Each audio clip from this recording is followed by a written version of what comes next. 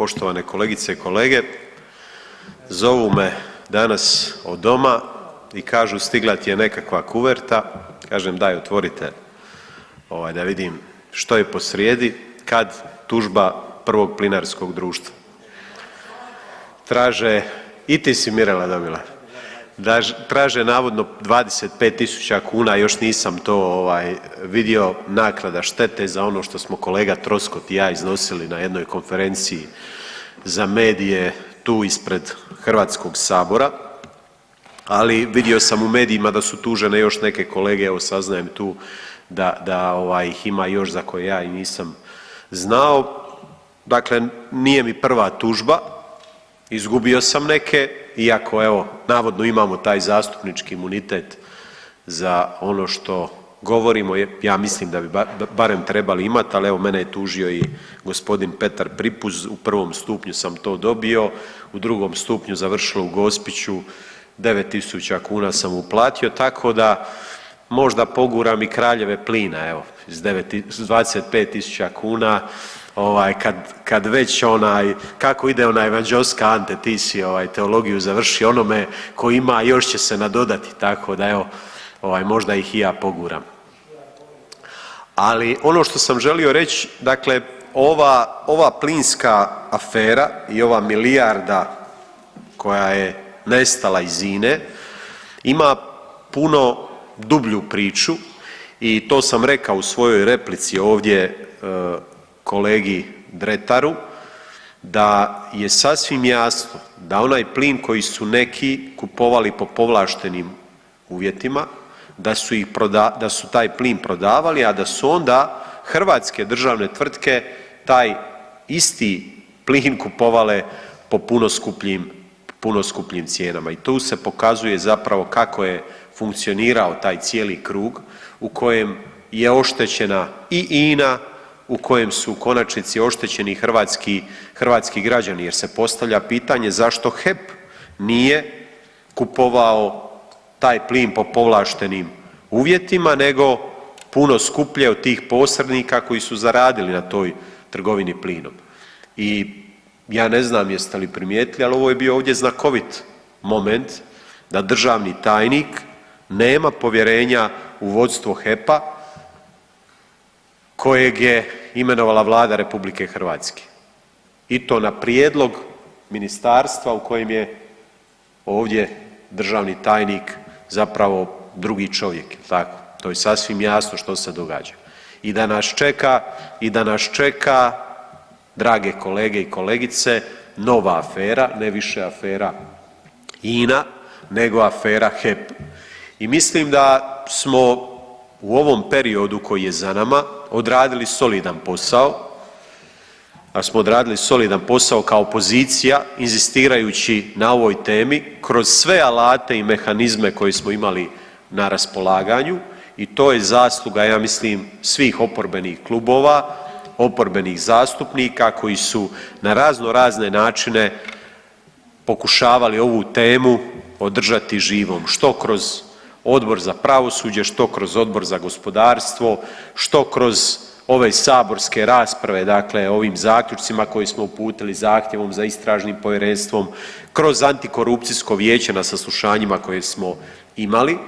i zapravo se pokazalo iz onih saslušanja koje smo imali na svim tim odborima i na antikorupcijskom vijeću da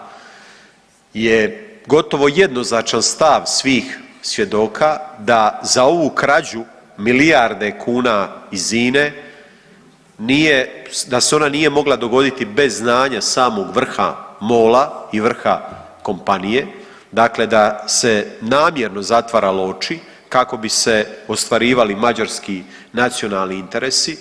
i vidimo sad ove rasprave oko Orbanovog šala. Od Orbanovog šala je puno opasnije to da postoje gospodarske pretenzije preko INA-e, znači na Hrvatsku, da postoje i da su evidentna velika ulaganja u istok Hrvatske, znači toga smo svi svjedoci i da bi ozbiljna Vlada o tome trebala voditi računa. Isto tako imamo sad proračun ćemo uskoro o njemu glasovati, jedna stavka je stavljena budući da je u Zakonu o poljoprivrednom zemljištu predviđeno da Vlada RH ima pravo prvootkupa poljoprivrednog zemljišta, umjesto da se produlji moratorij. Ja sam zabrinut što će se događati s našim poljoprivrednim zemljištem u Baranji, u Slavoniji, tko će ga kupovati i to me brine puno više od ovog šala koji je samo simbol tih pretenzija koje Mađarska ima prema Hrvatskoj, a u tome im asistira hrvatska Vlada jer je prema svjedočenju svjedoka Mayera, bivšeg člana uprave INA-e, ministar Ćorić dao mig članovima uprave da zažmire na to gašenje Sisačke rafinerije, na potpisivanje ovog memoranduma kojim je nafta, hrvatska nafta preusmjerena prema Mađarskoj, a da će za uzvrat Mađari dati zeleno svjetlo za Schengen i OECD. Da u toj priči ima vatre, a ne samo dima, pokazuje činjenica da je u 8. mjesecu potpisan 2018. memorandum, a da je u 11. mjesecu na Interliberu se pohvalio premijer Plenković 2018. kako je Mađarska dala zeleno svjetlo za OECD. Do tada su nas blokirali. Dakle, ovaj memorandum za preusmjeravanje hrvatske nafte prema Mađarskoj je bio preduvjet da bismo dobili zeleno svjetlo. Ja ne znam koliko se onda hvaliti tim Schengenom, jesmo li ga skupo platili, ja kažem da jesmo. Što ćemo dobiti, ne znam jer vidimo da taj Schengen i ne funkcionira. Isto tako,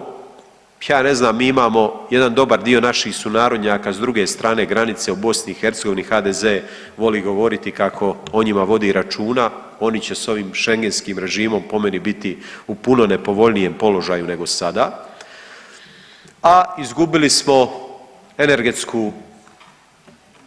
neovisnost, izgubili smo energetsku sigurnost, ugašena je Sisačka rafinerija, Riječka je u remontu iako ne bi trebala biti i sve smo to isporučili za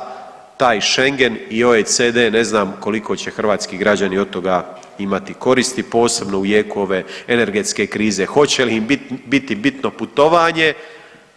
lakše putovanje, kad istovremeno nemaju energente, plaćaju ih puno skuplje i žive puno lošije u vrijeme ove inflacije i rasta cijena.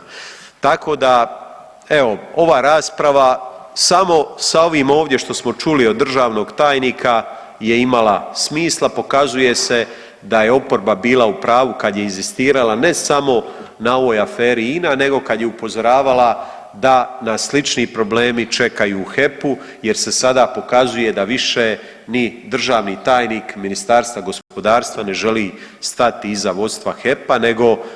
je svjestan da će tamo biti svega. Imamo izvide u HEP-u, imamo izvide u Vojnoj obavještajnoj službi, imamo izvide u Ministarstvu vanjskih i europskih poslova, imamo izvide u nizu ministarstava, državnih institucija i ova Vlada, bez obzira na ove plaćene ankete, na ovaj HDZ rejting, kako ga ja zovem, na HRT-u, jasno je da ide svome kraju. Znači, može Agam Begić štimati koliko ga je volja, raste HDZ, oporba pada i onda piše Ante Deur na svom Twitteru, oporba je u padu, raste HDZ, ali nema od toga velike koristi. Ide ova priča svome kraju i državni tajnik je to danas potvrdio. Hvala.